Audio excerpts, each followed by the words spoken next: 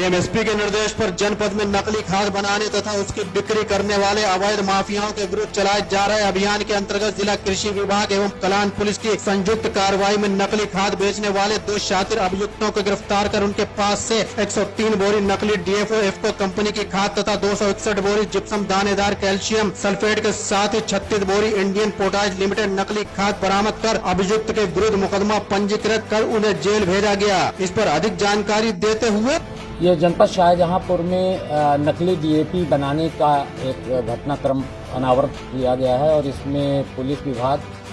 और कृषि विभाग के समन्वय से कार्रवाई की गई है। ये इस बात का अप्रतिम उदाहरण है कि अगर 2 विभाग आपस में मिल जाएं तो कितनी अच्छे से किसी अपराधी के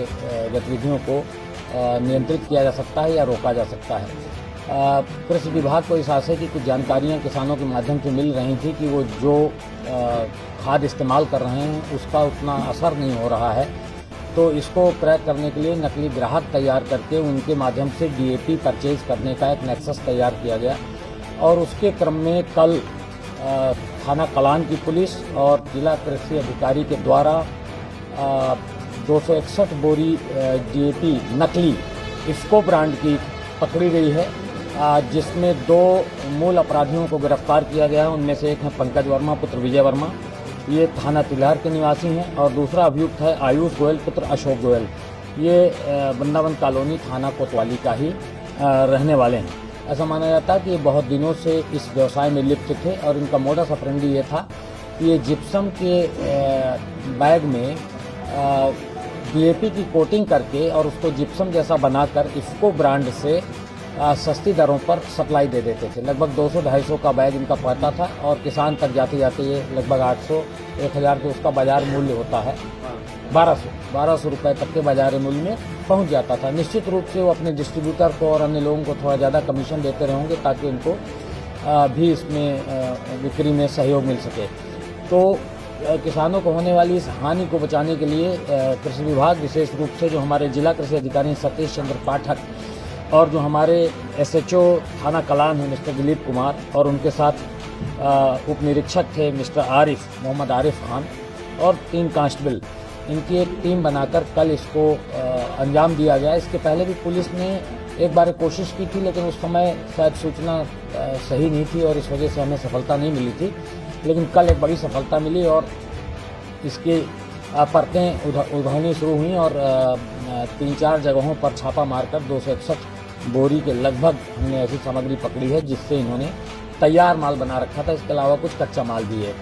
कि छानबीन पुलिस के द्वारा की जा रही है। उससे ये समझ में आया है कि अन्य जनपदों में भी ये इस प्रकार की खाद की सप्लाई देते थे, जिसमें बदायूं, पीलीभीत, इन 2-3 जनपदों का नाम आया। तो इस प्रकार से एक अंतर जनपदीय गिरोह के रूप में ये कार्य करते थे और इसमें मुख्य अपराधी जो आयुष गोयल है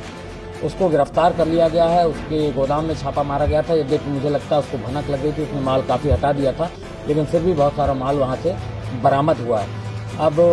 पुलिस अधीक्षक और मेरे द्वारा इस पूरी घटनाक्रम को इस नज़रिए से पर्यवेक्षित किया जा रहा है कि क्या इनके द्वारा कोई गिरोह बनाकर ये कार्य किया जा रहा था। अगर गिरोह बनाकर ये कार्य किया जा रहा था तो इससे इन्होंने कब से कब कितनी और कैसे संपत्ति अर्जित की है,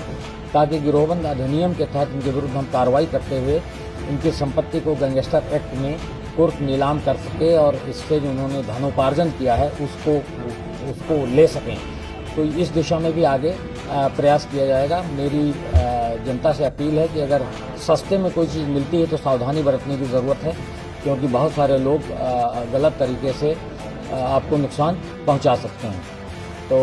इस पूरे घटनाक्रम के अनावरण के लिए मैं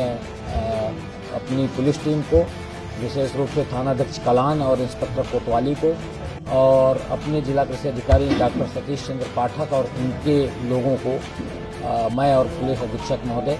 बहुत बहुत शुभकामनाएं देते हैं और हम आशा करते हैं कि सभी विभाग आपस में समन्वय करके जनहित में इस प्रकार की कार्रवाइयाँ करते रहेंगे ताकि जनता को हम लोग ज़्यादा से ज़्यादा लाभ पहुंचा सकें। और जिला अधिकारी इंद्र विक्रम सिंह ने हमारे संवाददाता को बताया। सिटी 27 के लिए शान के साथ तौसीफ खान की रिपोर्ट।